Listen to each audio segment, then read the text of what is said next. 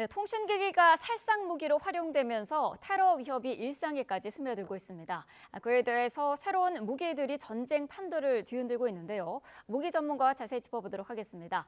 양옥 아산정책연구원 연구위원과 함께하겠습니다. 어서 오십시오. 네, 안녕하십니까. 네. 헤즈볼라 수장이 레드라인을 넘었다라고 하면서 이제 보복을 다짐을 하고 있는데요. 중동 레바논 수도 등에서 지금 무선 호출기, 거기에다가 또 무전기가 연쇄 폭발을 했습니다. 초유의 테러가 발생을 한 건데 어떻게 보고 계시나요? 뭐 일단은 규모가 상당히 좀 컸습니다. 네. 아시다시피 지난 화요일 현지 시각 오후 3시 반에 이 페이저, 그러니까 호출기가 폭발을 하면서 네. 뭐 한 12명이 20명이 사망을 하고, 그다음에 뭐 한 3,000명 정도 부상하는 굉장히 큰 사건이 있었고요.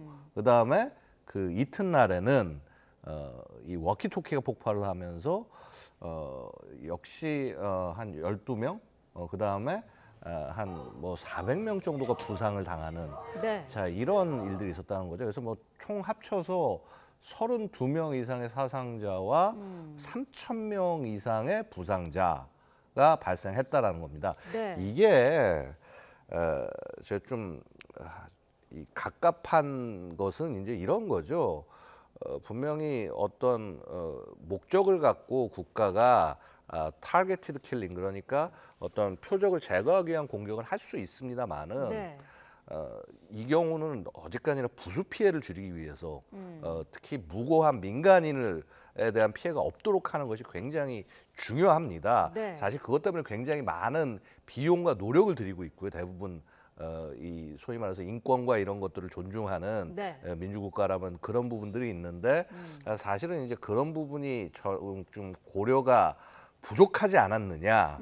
특히나 이 호출기 공격에 있어서는. 네. 자, 그래서 이것이 만약에 국가가 수행한 일이라고 한다면 아무래도 비난의 여지는 당연히 존재한다. 물론 뭐 지금 우리가 이스라엘을 배우로 얘기하고 있습니다만, 이런 국가가 역사적으로 봤을 때, 그다음에 최근에 하마스 기습과 같은 그런 굉장히 심각한 사태를 맞이했기 때문에 네. 그런 부분에 대한 보복으로서 최대한의 조치를 취할 수는 있겠습니다만은, 네. 그럼에도 불구하고 넘지 말아야 할 선이라는 것은 분명히 존재한다. 뭐 이런 말씀을 좀 드릴 수 있을 것 같습니다. 네. 말씀하신 것처럼 지금 사상자가 굉장히 많은데 호출기와 무전기 폭발 같은 경우에는 그 파괴력이랄까요? 그런 게 어느 정도 되나요? 사실 이제 호출기 이번에 활용된 걸 보고 있으면은 실제 원래 제품이 50g 정도밖에 되지 않는 제품이에요. 그러면은 이것을 어쨌거나 속이기 위해서는 무게를 뭐 2배 이상 늘리거나 하기는 좀 어려울 것이거든요. 네. 그렇다면은 기껏해야 한 뭐 30g 정도의 폭약이 들어가 있지 않을까 생각이 됩니다. 근데 30g이 뭐 별거 아닌 것처럼 느껴질 수도 있겠습니다만요. 우리 군에서 쓰는 K413 그 세열 수류탄 같은 경우가 네. 62g의 폭약이 들어갑니다. 그거의 절반이네요. 네, 그렇죠. 네. 물론 이제 뭐 일반적인 수류탄 같은 것들이 보통 한 100g 정도의 폭약이 들어가기 때문에 뭐 그거에 비하면 작은 것이다 얘기할 수도 있고, 그다음에 수류탄의 파괴력은 보통 이제 거기서 파편에서 나옵니다. 네. 근데 아무래도 삐삐이기 때문에 이게 무슨 쇠라든가 이런 금속 물질이 적어서 아무래도 파편에 의한 살상력은 좀 떨어지지만, 네. 기본적으로 이것을 활용하게 될 경우는 뭐 지금 뭐 실명한 사람들도 있고, 네. 뭐 손목 같은 것들이 뭐 이렇게 아예 못 쓰게 되는 그런 경우도 있고, 여러 가지 절단되는 이런 경우도 있고, 그렇기 때문에 사실 이제 한 명의 사람을 무력화하기에는 충분한 정도의 파괴력이라고 말씀드릴 수 있고요. 네. 워키토키 쪽은 아마도 훨씬 더 좀 컸을 것으로 생각이 됩니다. 제가 아까 그래서 그 사상자 숫자를 좀 약간 헷갈렸는데, 호출기에서는 12명의 사상자가 나왔습니다만 네. 워키토키에서는 20명의 사상자가 나왔어요. 그래서 그만큼 그런 정도의 차이는 분명히 존재하겠다 말씀드릴 수 있습니다. 요즘 같은 시대에 뭐 삐삐라든지 무전기를 사용하는 경우가 많지가 않은데 헤즈볼라가 감청을 우려해서 조직원들에게 휴대전화 사용 자제를 그동안 요청을 해왔다고 해요. 네, 그렇습니다. 그러니까 보면은 원래 이스라엘이 전 세계 정보 기관들 가운데서 가장 휴대폰 감청 능력이 뛰어납니다. 아. 그래서 이미 보면 뭐 CDMA 뭐 예전에 초기에 나왔을 때 이거 절대 감청할 수 없다고 했지만 이스라엘이 먼저 뚫었고요. 네. 심지어는 지금 5G까지도 해킹할 수 있다. 뭐 이렇게 알려지고 있습니다. 아. 자, 그러다 보니까 이 자기들의 조직원에게 휴대폰 쓰지 말고 네. 삐삐하고 무전기를 사용해야 된다라고 지난 2월에 지시를 한 게 바로 하산 나스릴라 본인입니다. 그러니까 이 헤즈볼라 수장이 네. 그 지시를 했고 이제 그거에 따라서 한 5개월 정도 전에 삐삐와 그러니까 호출기와 그 워키토키를 구매를 한 건데요. 네. 특히 호출기 같은 경우는 5천 대를 동시에 구매를 한 거예요. 한 네. 군데서. 왜냐하면 아시다시피 지금 요즘 누가 호출기를 팝니까? 그러다 보니까 이제 그런 와중에 결국 그 5천 대의 폭약이 들어가 있었고 결국은 그래서 이것을 사실은 이제 공작을 시행한 측에서 입장에서 봤을 때 굉장히 성공한 작전이죠. 네. 왜냐하면 자신이 원하는 대상들이 그걸 통신수단으로 채용을 한 거니까. 무전기도 마찬가지고요. 저 아이컨 무전기도 굉장히 사실은 지금은 단종된 기종이지만 네. 한 10여 년 전까지 저게 이제 팔렸었고 그때까지만 해도 굉장히 신뢰성이 높은 그런 모델이었어요. 그래서 저 부분에 대해서는 그닥 거부감은 없지 않았을까 생각이 됩니다. 언제 어떻게 또 누가 폭발물을 심었는지가 아직까지 의문인 그런 상태인데 여러 가능성이 제기되고 있습니다만은 생산 단계에서부터 심어졌을 가능성이 지금 가장 큰 것으로 나오고 있거든요. 어떻게 보시나요? 예, 그렇습니다. 그러니까 지금 일단 이 페이저, 이 호출기 같은 경우에는요, 사실은 저는 되게 이게 좀 궁금하달까? 의아스러운 것이 어떤 부분이냐 하면은, 네. 이게 분명히 호출기 같은 것들을 갖고 이렇게 저기도 해외를 드나들 거 아닙니까? 네. 그럼 공항 검색들을 다 통과했다는 말이죠. 아. 그러니까 폭발물을 갖고 어떻게 이걸 통과가 가능했을까? 네. 그래서 뭐 여러 가지 것들이 있었을 것 같습니다. 그래서 뭐 함부로 제가 말씀드리긴 못하지만은 아마도 이 호출기 안 자체보다는 다른 부분, 예를 들어서 뭐 건전지 같은 부분에 이 폭약 같은 것들을 어떻게 좀 집어넣지 않았을까? 네. 함부로 얘기할 수 있는 부분은 아닙니다만은. 네. 그래서 이제 뭐 그래서 어떻게 보면 그 건전지의 수명이 다 가기 전에 이 폭발을 한 것이 아닌가 이제 이런 생각이 들기도 하고요. 네. 뭐 어쨌거나 이건 제 개인적인 추정입니다. 자, 기본적으로는 지금 이게 뭐 골든 아폴로라는 대만 회사에서 이거를 만든 제품이다 이렇게 알려져 있었는데 네. 이 회사에서 얘기하는 건 아니야 우리는 안 만들었어 이거 헝가리의 BAC 컨설팅이라는 회사에서 이거를 팔겠다고 그래서 그럼 니들이 알아서 만들어서 팔아라고 권한을 줬다는 겁니다. 네. 근데 이 BAC 컨설팅이라는 회사는 보면은 거기 이제 여성 대표가 얘기를 하는 것이 우리는 그냥 중개자일 뿐이다. 그럼 누구의 중개자인지는 밝히지는 않았다라는 거고요. 네. 그렇다면 그 배후에 누군가 다른 세력이 있지 않겠느냐. 바로 이제 그 배후가 이스라엘 정보 당국이 아닌가 그렇게 얘기되고 있는 것이죠. 네. 뭐 그 워키토키의 경우도 마찬가지라고 말씀드릴 수 있겠습니다. 네. 기폭 과정을 보면은 폭발 직전에 수초간 신호음을 내다가 동시다발적으로 폭발했다 이런 증거는 나오고 있는데 그러면은 원격으로 폭발을 시킨 거로 볼 수가 있을까요? 예, 원격으로 폭파시킨 것이라고 볼 수 있겠고요. 아마도 그럴 겁니다. 그러니까 이 폭탄이 이게 터진 것은 사실 기본적으로 결국 헤즈볼라 조직원들한테만 이 호출기가 지급이 된 거고 네. 그다음에 아마 이 격발이 다른 게 아니라 이 헤즈볼라 지도부에서 이렇게 내리는 메시지 그것에 오는 것과 동시에 터졌다라는 거예요. 다. 그래서 결국은 그런 굉장히 특수한 그 격발에 관한 프로그래밍 같은 것들을 해놨을 것이다. 네. 그래서 특정 어느 신호나 이게 올 때 작동할 수 있게 그 다음에 또 그걸 작동하기 위해서 제3자가 또 이 호출기 전체에다가 이 신호를 보내야 되는 그런 부분들이 있기 때문에 네. 결국은 굉장히 세밀한 준비를 한 거다. 그러니까 호출기 자체의 문제가 아니라 이 호출기를 호출기처럼 보이게 하고 기능하게 하면서도 저렇게 동시다발적으로 터지는 뭐 일종의 표현이 좀 그럴지 모르겠습니다. 일종의 네트워크 폭탄 네. 네, 그런 능력을 갖게 만든 그런 굉장히 기발한 발상이다라고 말씀을 드릴 수 있겠습니다. 네, 지금 저희가 뭐 화면으로도 보여드리고 있습니다만은 폭발 장소가 뭐 일상이었습니다. 시장에서도 폭발을 하기도 하고 길에서 그냥 폭발하기도 하고 그러면서 지금 어린이 등 민간인 사상자도 발생을 했는데 전쟁 범죄라는 비난은 피할 수가 없을 것 같아요. 저는 바로 그런 부분들이 문제다라고 말씀드리겠습니다. 보통 테러범들을 암살하거나 저격하기 위해서 군사작전을 감행하는 경우도 있습니다만은 네. 그러한 경우에도 언제나 부수 피해를 최소화하도록 특히나 어린이, 뭐 부녀자 이런 부분에 대한 피해가 발생하지 않도록 하는 것이 굉장히 이런 작전에서 핵심적인 요소이고 네. 아마도 결국 이것을 수행한 주체들은 그럴 여유가 전혀 없지 않았겠느냐. 뭐 여러 가지 이유가 있겠습니다. 뭐 이것이 발각될 위기 아니면 뭐 예를 들어서 그 작동의 한계, 기한 뭐 이런 것들이 만약에 존재할 수도 있는 것이고요. 네. 그래서 뭐 그런 여러 가지 이유가 있었겠습니다만은 자 그럼에도 불구하고 무고한 사람들이 휘말릴 수 있게 그것도 굉장히 많은 장소에서 동시다발적으로 하게 하는 행동에 대해서는 이것은 과하다라는 비난에 벗어날 수 없다라고 말씀드릴 수 있습니다. 네. 예. 자, 무선 호출기가 무기로 사용되는 경우에 대해서 저희가 지금 영상을 보여드리고 있습니다. 예.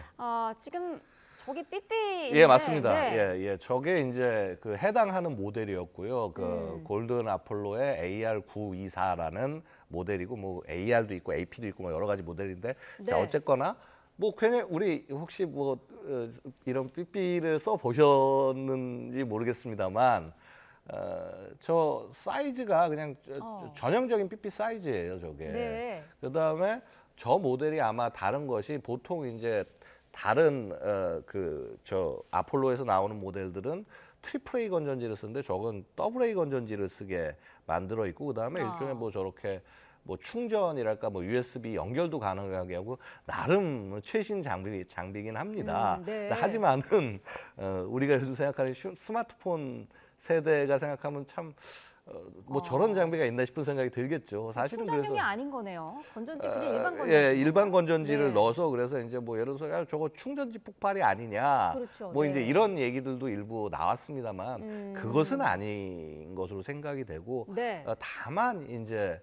뭔가 건전지에 특별한 장치를 해서 애초에 같이 보낼 가능성도 존재하지 않겠느냐. 네. 근데 이제 다만 이제 제가 뭐 아까도 말씀드린 거지만은 자 분명히 저 삐삐를 가지고 그 몇 개월 동안 자 어쨌건 저게 지급되고 난 다음에 이 사람들이 비행기를 타고 왔다 갔다 하고 검색대를 통과한 사람들이 있을 텐데 네. 어떻게 그게 가능했을지 그 부분이 좀 의심스럽다고 말씀드릴 수 있습니다. 네, 지금 저희가 보여드리고 있는 화면이 위원님이 직접 이제 제공해 주신 예, 맞습니다. 화면인데 이거는 예. 지금 무전기 예, 그림이에요. 맞습니다. 저것도 네. 이제 그 아이컴사에 이번에 폭발에 활용된 무전기고 저희 굉장히 저 시절에는 나름 꽤 괜찮은 무전기로 많이 사용을 했었어요. 이제 네. 저도 뭐 저기종을 좀 뭐 보안 업무 한번 써본 적이 있는데 그래서 상당히 뭐라고 그럴까 뭐 의심을 갖지 않고 활용을 했을 것이다. 근데 다만 단종된 지 10년이 넘은 모델이기 때문에 네.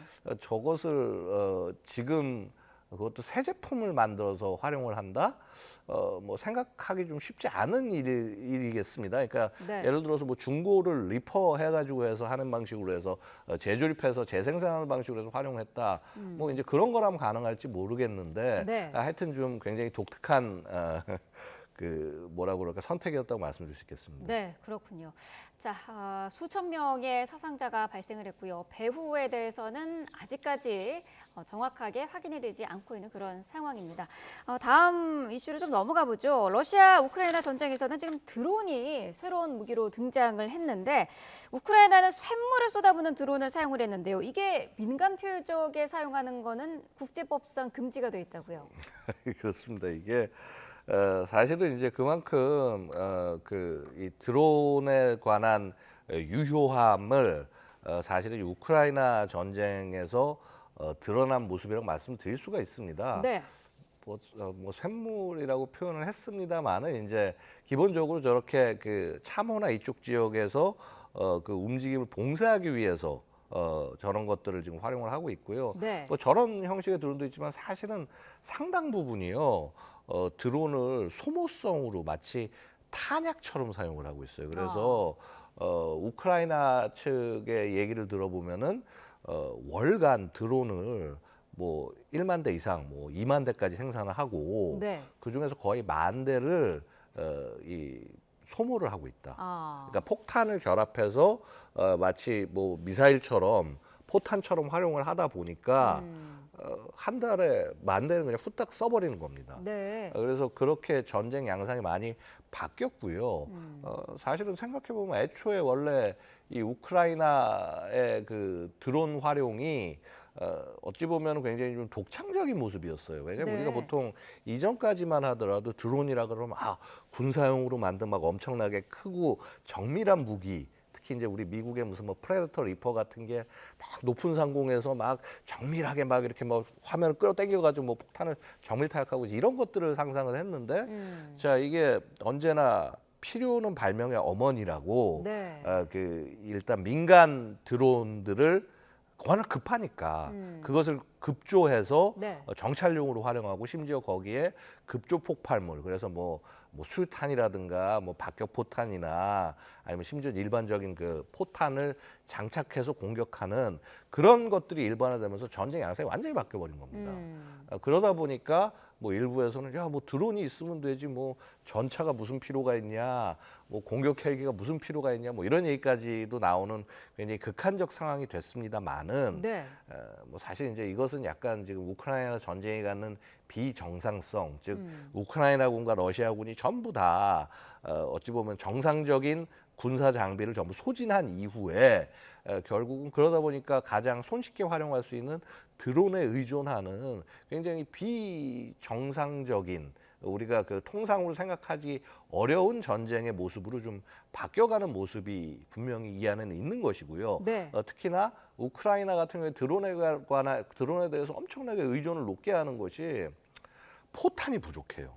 포탄이 부족하다 보니까 사실 이제 포탄이 많이 생산이 돼서 야포부터 공급이 많이 되면 그걸 계속 쏟아붓는 것이 사실 드론을 만들어서 공격하는 것보다 훨씬 더 싸고 효율적입니다. 근데 네. 그것이 불가능하니까 드론에다가 포탄을 결합해서 한 발 한 발을 정말 아껴서 정밀하게 활용을 하는 거죠. 네. 근데 이제 그러한 어떤 전쟁의 모습들, 굉장히 다른 모습이라고 말씀드릴 수가 있습니다. 네.